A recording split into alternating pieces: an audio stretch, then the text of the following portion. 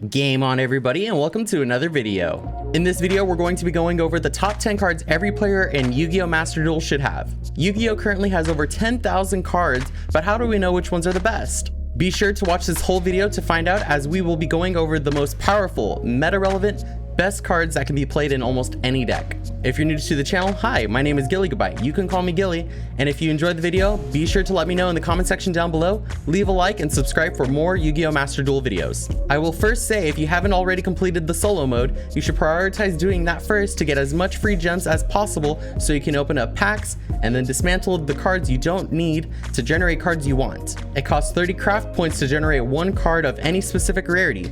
You can get craft points from duels, missions, or by dismantling cards you have too many copies of. By the way, you will usually never need more than 3 copies of a single Yu-Gi-Oh! Card. Let's get started.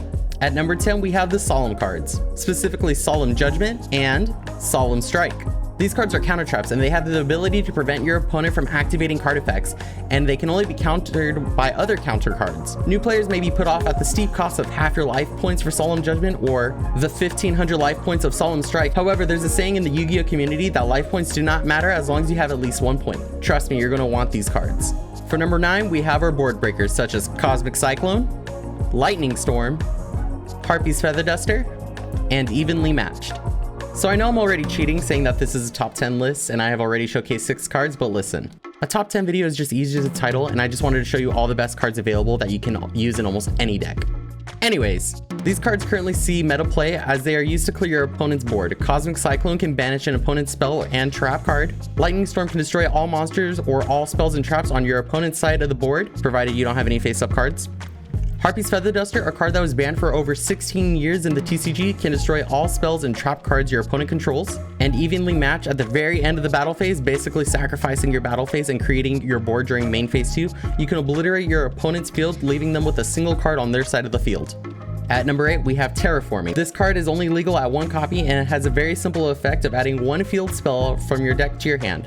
If you play a deck that heavily relies on your field spell, I highly recommend you own a copy of this card. At number 7, we have Called by the Grave and Crossout Designator. If you play a combo-oriented strategy, you should most definitely be playing Called by the Grave. Crossout Designator currently depends on the format. However, cards like these can help you play through your opponent's interruptions caused by hand traps.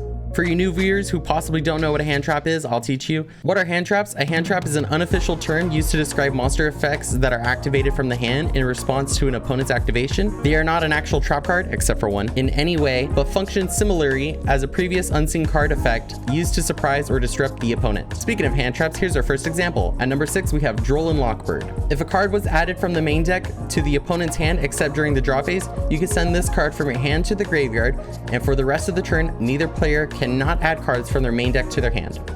This card has the potential to shut down your opponents from searching key cards that may want them help facilitate their combos. At number 5, we have Forbidden Droplet and alternatively Forbidden Chalice.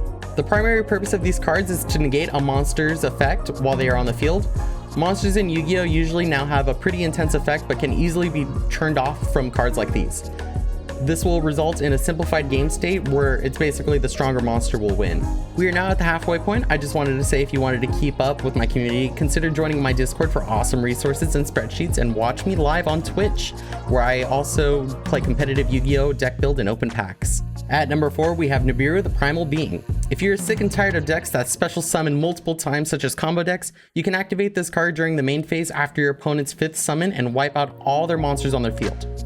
This is a great equalizer, especially when played at a crucial choke point versus your opponent. All the monsters on the field are tributed away. You can special summon this card, and your opponent gets a token with the combined attack and defense stat of all monsters that were tributed.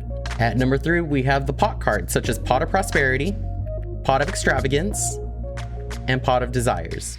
Depending on the deck you play, these cards can give you the ability to draw deeper into your deck. This is known as card advantage, and if you are the player that is ahead, you are the most favored to win. Now, I will say it depends on the deck that you're playing, so be sure to read the differences between these cards and then apply them to your deck. But ultimately, these cards are just bonus cards that give you extra advantage in the game to find the cards you really want to play within your deck. At number 2, we have Infinite Impermanence and Effect Veiler. These cards are also hand traps that serve the purpose to stop your opponent's monster's effect. When properly timed, these can lead into your opponent passing their turn with a suboptimal board state. These cards have so many great applications, and depending on the format, one shines a bit brighter than the other. And last but definitely not least, at number 1, we have Ash Blossom and Joyous Spring. Now listen to me, if you skip through the video and just found out what the number 1 card is, go look at the other ones, trust me, you'll need it.